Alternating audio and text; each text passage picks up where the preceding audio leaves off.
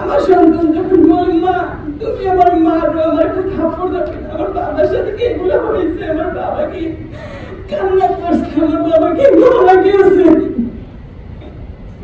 যখন আমার দেবরকে গুম করা হয় 2012 সালে 3 এপ্রিল, আর আমার হাজবেন্ডকে গুম করা হয় 2012 সালে 24 আগস্ট।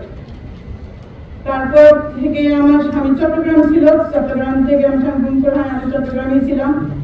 তখন আমি চট্টগ্রামে 1 মাস ছিলাম। যখন আমি খবর পাই যে আমার হাজবেন্ডকে তুলে নিয়ে যায়, আমি প্রতিটা দপ্তরে গেছি। আমি যখন থানায় যাই, তারা এমনই ভাবে বলছে যে আমার সঙ্গে ওখানে নেওয়া হয়েছিল, কিন্তু পরে অস্বীকার করছে।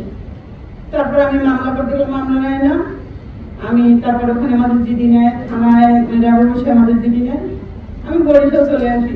আসার পরে তো আমি 13টা বছরে 24 থেকে আমার 13 বছর পূর্ণ হলে আমার 2 বছরের সন্তান নিয়ে আমি প্রতিটা জায়গায় আন্দোলন করে, কিন্তু এই 5ই আগস্ট ছাত্র আন্দোলনের সাধারণ মানুষ, শিক্ষক, শ্রমিক, দিনমজুর সবাই ছিল। সব মশার বিরুদ্ধে সুরক্ষা দিতে এলো বসুন্ধরা এক্সট্রিম অ্যারোসল, মশার বিরুদ্ধে এক্সট্রিম সুরক্ষা। ছাত্রদের সাথে সবাই এখন দেখতে আজকে সবাই স্বাধীন বাংলাদেশ পেয়েছে, কিন্তু আমি পাই না। আমার মতো গুণ পরিকাঠামো হয় না যে আমরা, কারণ আমাদের প্রিয় মানুষটার সাথে কি হয়েছে, কোথায় আছে, কেমন আছে, আজও জানতে পারি না। এই অন্তর্বর্তী সরকার যখন ক্ষমতায় আসছে, আমরা তার থেকে আশা করেছিলাম অন্ততপক্ষে তিনি আমাদের জন্য আর কি একটা সুখবর আনবে, আমরা জানতে পারবো। কিন্তু আজকে 1 বছর পূর্ণ হয়েছে, কিন্তু আমরা আজও জানতে পারিনি।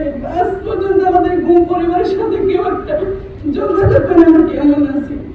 আমরা যখন জানতে পারি যে আয়নাঘরে যে আমাদের প্রিয় মানুষগুলোর সাথে কি হয়েছে, জানি না আমার স্বামীর সাথে কি হয়েছে, জানি না একজন বোনের স্বামীর সাথে কি হয়েছে, একজন মায়ের সন্তানের সাথে কি হয়েছে, কিন্তু ওই কাহিনীগুলো যখন আমরা দেখি, আমরা খাবার খাইতে গেলে, আমরা ঘুমাইতে গেলে আমরা পারি না।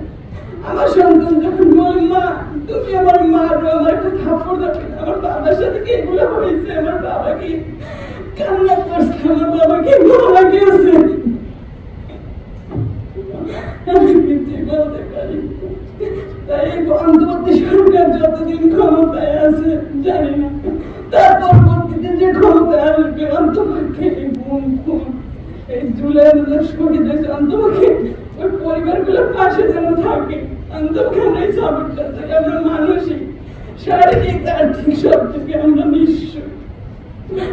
আজকে আমার হাঁটার মতো শক্তি নয়। আমি আজকে গ্রাম থেকে যে শহরে আসছি, আমি যখন রাস্তা বের হই, আমার মানসিক আমি এই 2 মাসে আমি ঢাকা আসছি, আমি আমি নিচে পড়া দিচ্ছি।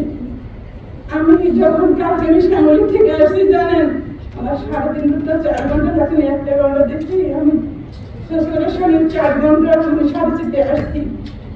সবাই সমাবেশ করে, কেন রাস্তা আটকাই, আমি কোথেকে যাইতে পারি না, আমি রিক্সা গাড়ি খাই, মানুষের বাড়ি খাই, কেন প্রত্যেকটা লাইনে আইন প্রশাসনের লোক আছে, কেন আমাদের পাবলিকের জন্য জবাব করতে দেয় না। For more updates, follow us on Facebook, subscribe our YouTube channel, get the latest update on www.daily-sun.com.